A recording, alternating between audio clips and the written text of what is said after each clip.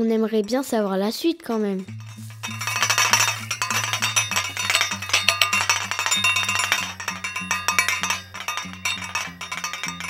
Le Père Noël ne décolérait pas. Tout ce long voyage pour ça?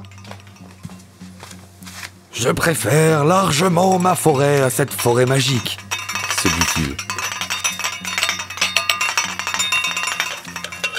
Il est colère encore. Il pénètre alors dans la forêt. Il doit quand même reconnaître qu'elle n'est pas si mal, cette forêt. Le Père Noël débute ses recherches. Il contourne, traverse, bifurque, fait demi-tour, revient, repart et recommence. Il va être fatigué, le Père Noël. Mais pas de lutin et encore moins de chef de cuisine. C'est certain, ils ne sont plus ici. Ils sont tous partis? En effet, Père Noël, ils ne sont plus ici. Une fois attrapé, le lutin, en fait pas si bête, a proposé son aide pour se faire pardonner de son larcin. Il est malin alors. Il a tout raconté. La cabane du Père Noël, le coup de fil anonyme, la grosse colère du vieux, sa mission de lutin, sa transformation en pâtissier jusqu'à son envol pour la forêt magique. Tout, je vous dis, tout. Il a même proposé au chef Sébastien de travailler pour lui. Avec ma petite taille, je me faufilerai partout dans la cuisine. Elle est drôle sa voix. En plus, un lutin, ça travaille dur, jour et nuit. Ça ne dort pas, Ah bon? ça ne prend pas de vacances. Ça ne prend pas de vacances un lutin? Et ça n'est jamais fatigué. Par contre, ça mange des bûches, ça oui. C'est ainsi qu'Anaël, le lutin malin, a retourné sa veste et une situation qui devenait bien délicate pour lui. Une veste que le Père Noël n'allait pas tarder à retrouver, abandonnée dans la forêt. Ça va barder. Et c'est là que l'histoire se complique. Il paraîtrait même qu'elle ne finisse pas si bien, cette histoire. On raconterait, dans certains milieux éclairés, que le Père Noël, devant la veste de pâtissier retrouvée en forêt, et la trahison qui en découlait, fou de rage, fit un véritable carnage dans cette forêt. Oh, n'importe quoi. C'est Halloween ou c'est un conte de Noël?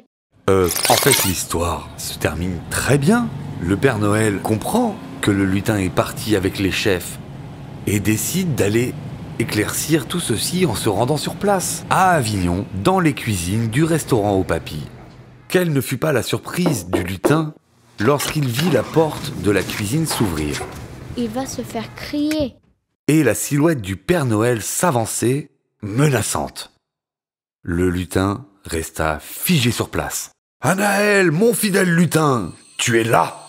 Le Père Noël, ému, prit le lutin dans ses bras. En fait, il se faisait du souci, tout simplement. Oh, c'est mignon.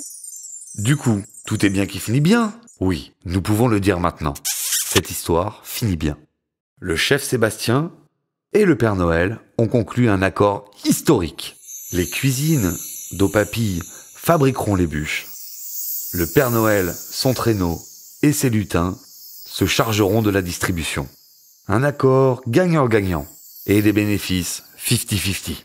J'aime bien cette fin. Et le lutin Anaël dans tout ça?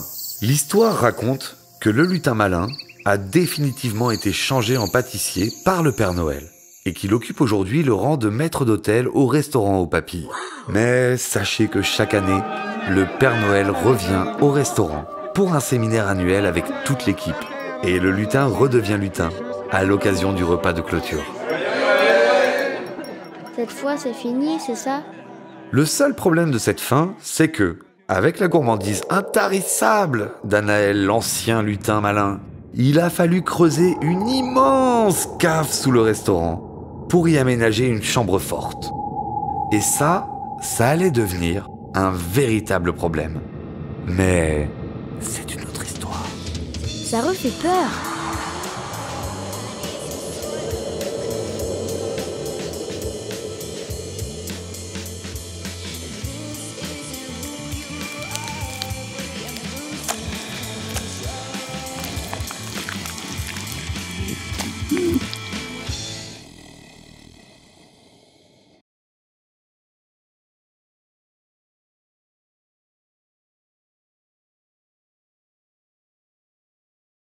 Vivement l'année prochaine alors.